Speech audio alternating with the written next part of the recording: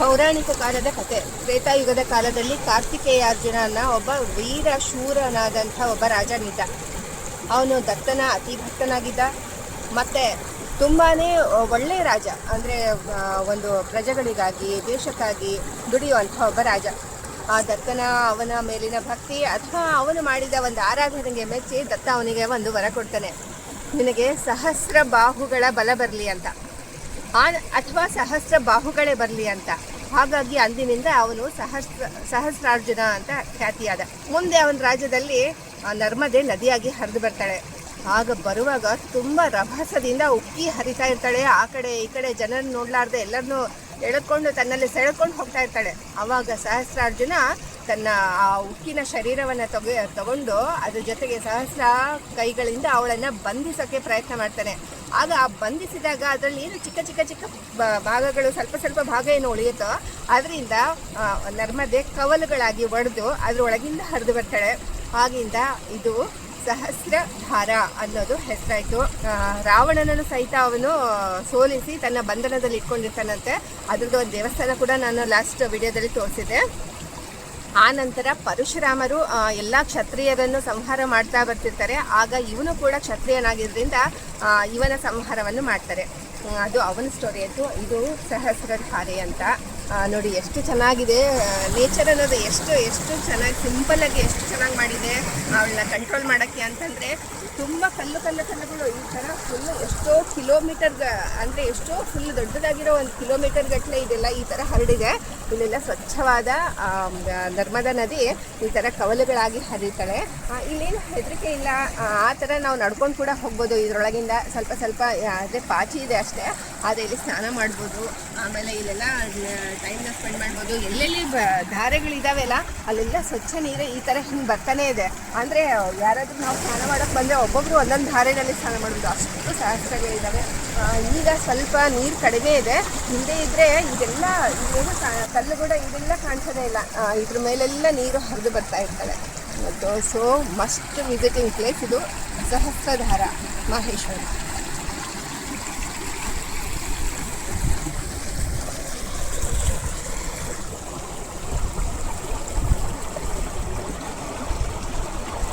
ಮಾಹೇಶ್ವರನಿಂದ 8 kilometre ಆಗುತ್ತೆ.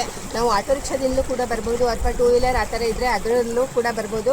Road ಕೂಡ ತುಂಬ ಚೆನ್ನಾಗಿದೆ, ಇಲ್ಲಿವರೆಗೂ ಬರುತ್ತೆ. ಮತ್ತು ಅಲ್ಲಿಂದ ಹಾರ್ಡ್ಲಿ 100 ಮೀಟರ್ನಷ್ಟು ಒಳಗಡೆ ನಡ್ಕೊಂಡು ಬಂದ್ವಿ ಅಂತಂದರೆ ಈ ಸಹಸ್ರಧಾರ ಶುರುನೇ ಆಗಿಬಿಡುತ್ತೆ.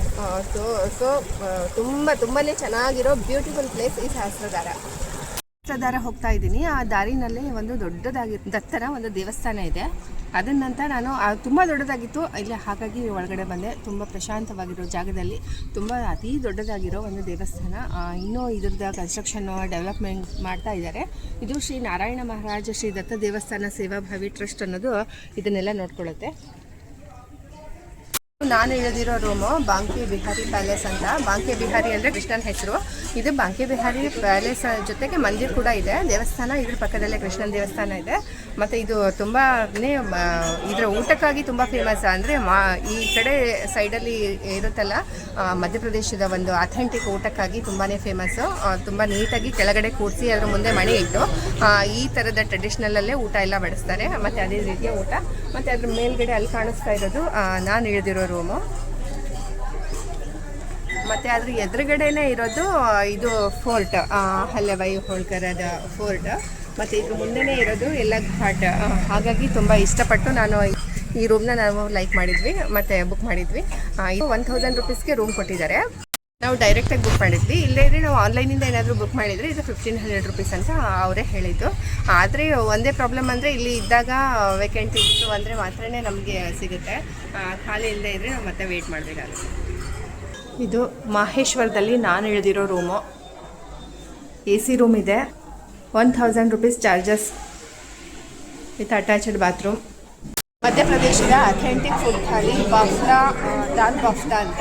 ಮತ್ತು ಇದ್ರ ಜೊತೆಗೆ ಇದು ಆ್ಯಕ್ಚುಲಿ ಬಾಫ್ಲಾ ಅನ್ನೋದು ಗೋರಿ ಹಿಟ್ಟಿಂದ ಮಾಡಿರ್ತಾರೆ. ಮತ್ತು ಪಲ್ಯಗಳು, ಮಜ್ಜಿಗೆ ಹುಳಿ ಪಲ್ಯ, ದಾಲ್, ಒಂದು ಲಾಡು ಇದೆ, ಕಿಚಡಿ, ಪಾಪಡ್, ಲಿಂಬು ಚಟ್ನಿ, ಮತ್ತು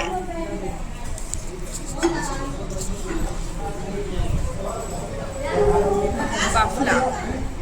ಇದೇ ಬಾಫ್ಲಾ. ಅಂದರೆ ಗಟ್ಟಿಯಾಗಿರೋ ಸಾಂಬಾರು ಇರುತ್ತೆ, ಅದ್ರ ಜೊತೆ ಹಚ್ಕೊಂಡು ತಿನ್ನಬೇಕು. ಇದಕ್ಕೆ ದಾಲ್ ಬಾಫ್ಲಾ ಅಂತ ಹೇಳ್ತಾರೆ.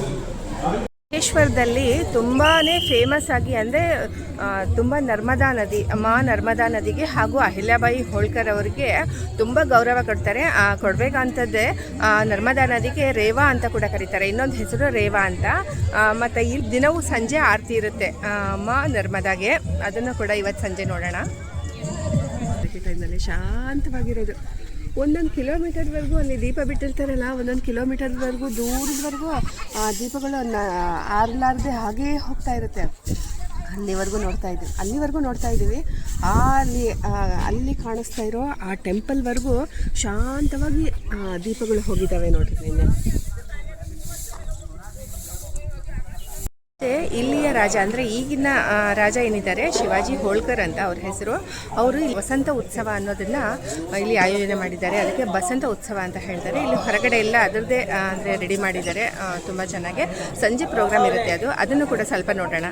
ತುಂಬಾ ಇಲ್ಲಿಯ ಜನ ಕೂಡ ಅಂದರೆ ಮಧ್ಯಪ್ರದೇಶ ತುಂಬ ಜನ ಅಂದರೆ ಅಹಿಲ್ಯಾಬಾಯಿ ಹೋಳ್ಕರ್ ಅವರಂಥ ಜೀವಿಸಿರುವಂತಹ ಈ ನಾಡು, ಹಾಗಾಗಿ ಈ ಪ್ರದೇಶದಲ್ಲಿ ಎಲ್ಲ ತುಂಬ ರೆಸ್ಪೆಕ್ಟ್ಫುಲ್ಲಿ ಹೀಗೆ ಈ ಥರ ಎಲ್ಲ ಮಾತಾಡ್ತಾರೆ. ನಾವು ಹೋಗ್ತಾ ಬರ್ತಾ ಪರಿಚಯ ಇರಲಿ ಬಿಡಲಿ, ನಮಗೆ ಜೈ ಶ್ರೀರಾಮ್ ಅನ್ನೋದಾಗಲಿ ರಾಧೇಕೃಷ್ಣ ಅನ್ನೋದಾಗಲಿ ಈ ಥರ ಹೇಳಿ ವಿಶ್ ಮಾಡ್ತಾ ಇರ್ತಾರೆ.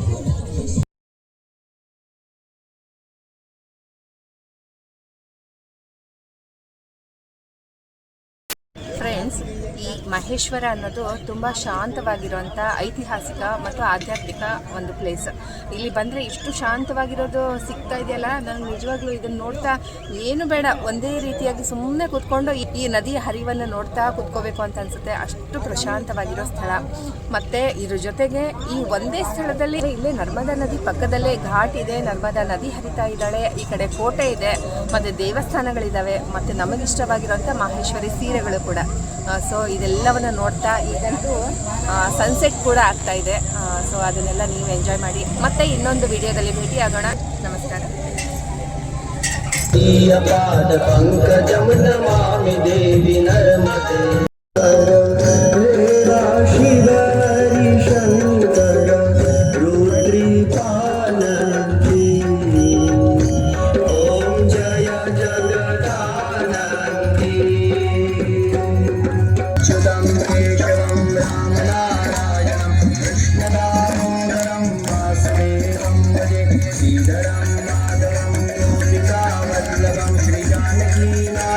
श्रीरामचन्द्रं भजे श्रीरामचन्द्रं भजे